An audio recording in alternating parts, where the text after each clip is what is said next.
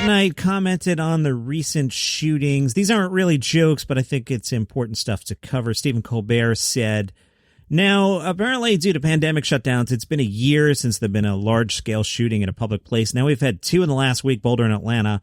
Evidently, the only solution for America's gun violence is putting us all under house arrest. Colbert again. The responses from gun apologists, of course, have been predictable. The Colorado State Shooting Association released a statement saying there will be time for a debate on gun laws. There'll be a time for conversation on how this could have been prevented, but today is not the time. Why not? They say that every time this happens, and that's what I say about it when they say every time they say it every time it happens.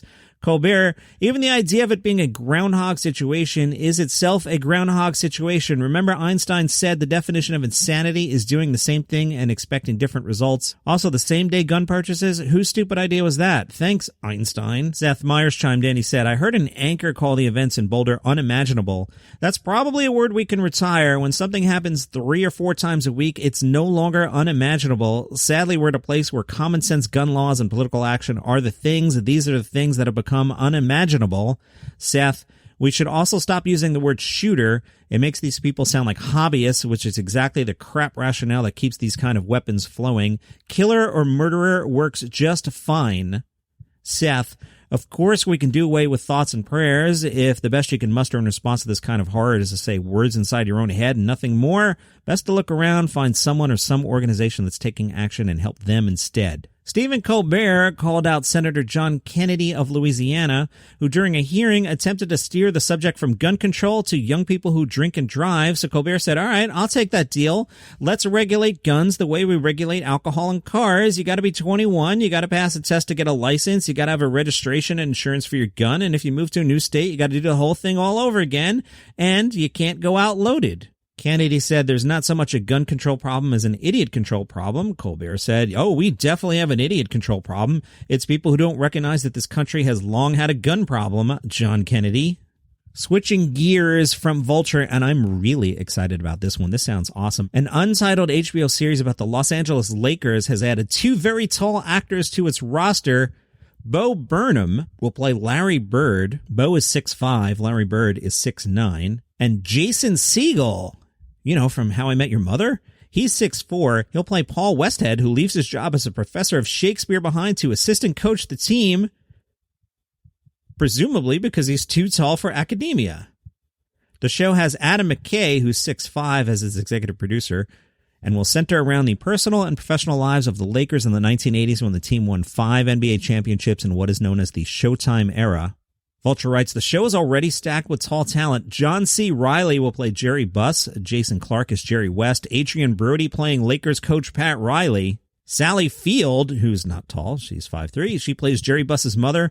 And Mac Packer Michael Chiklis as Boston Celtics coach Red Auerbach. Chiklis has got to be psyched to do that. Plus, he's in the Mac Pack. Are you familiar with the Mac Pack? These are my celebrity crushes. They include Michael Chiklis, Keegan-Michael Key, Tom Cavanaugh from The Flash. So good news, Mac Packer Michael Chiklis. From The Sun, as Alex Williamson performed a stand-up set in Rockhampton, Australia, an audience member began to repeatedly jibe at him. Okay. After ignoring his first few interruptions, the funny man requested for the heckler to leave, and the heckler refused. The heckler continued to shout out taunts.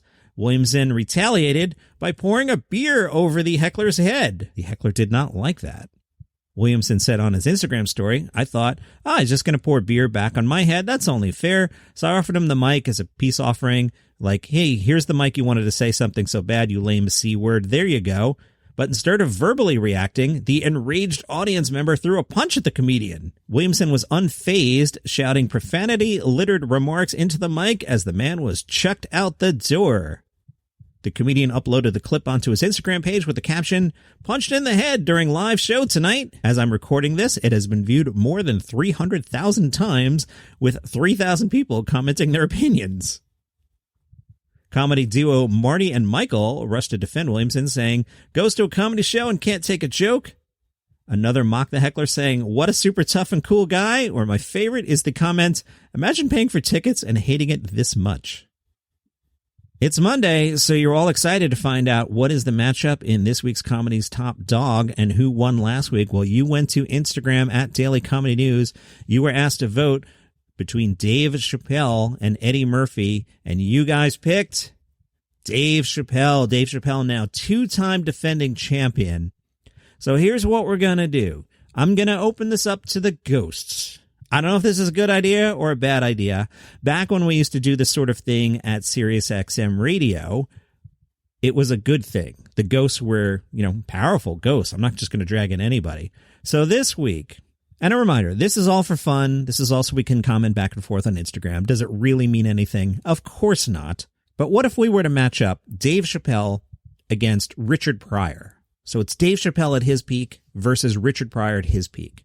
Who would be comedy's top dog then if it were Dave Chappelle at his peak versus Richard Pryor at his peak? Let me know your thoughts. Go to Instagram at Daily Comedy News. Comedy's top dog, Dave Chappelle versus Richard Pryor. Let's see what happens. From KVUE, the Austin comedy scene sees boost during pandemic. Before the pandemic, local comics called Austin a one-comedy club town. Now they believe it could be the new mecca for the industry. There's a Joe Rogan effect here for sure. Local comedian Spencer Caven says we're seeing a lot of really talented comedians move here to pursue comedy because they just can't where they're from. Dean Allen Stanfield's been there for 3 years. He says prior to COVID, the Austin scene was well and healthy, but it was like its own little bubble. Everyone stayed where everyone was comfortable. With COVID, everyone is flooding in here. You have to earn your spots now. Cavens went hard, saying, I think especially now people need to laugh, and Austin has cemented itself as the third city. There was always New York and L.A. Now Austin is in serious contention to be the best comedy city in the U.S. Wow. Stanfield said, high tides raise all boats. We've just had a flush of new talent that makes us figure new stuff out. All these big names are moving here, new clubs opening up. Prior to this, we had Cap City. I get to go on stage 8-9 times a week now. Let's check in on the Melbourne International Comedy Festival. Nate Valvo is at Chatty Cathy. What should attendees expect? People can expect the usual rants. Thank you. Come see my show if you have issues with people that make good life choices. Michelle Brazer's at Average Bear. What should attendees expect? A happy, sad musical story. I have a whiskey and Diet Coke before the show. Annie and Lena are performing This Is Our Show. What should attendees expect? A little lollybag of ridiculousness. A lot of these shows are online if you want to check them out. It's the Melbourne International Comedy Festival. You can tell I'm pumped for it because I've been mentioning it a lot. Also in Australian comedy news, but this from K-State Collegian. They're all pumped about comedian Randy Feltface. Randy Feltface is a self-aware puppet performing a new special, The Book of Randicus. Randy Feltface shares his enlightenment on the human condition and our purpose on Earth.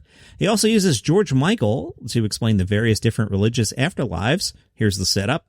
Around 7% of you believe that George Michael is currently making a comeback, possibly as a platypus. It depends on his deeds, really. Personally, he believes George Michael was abducted by aliens in 2016, along with other famous musicians like David Bowie, Prince, and Leonard Cohen. This all ties into the new religion Randy Feltface created. After a food poisoning incident led to an embarrassing near-death experience, Randy started Barrelism, a religion based on the belief that humans were elevated to the top of the food chain through the intervention of an intergalactic messiah named Beryl.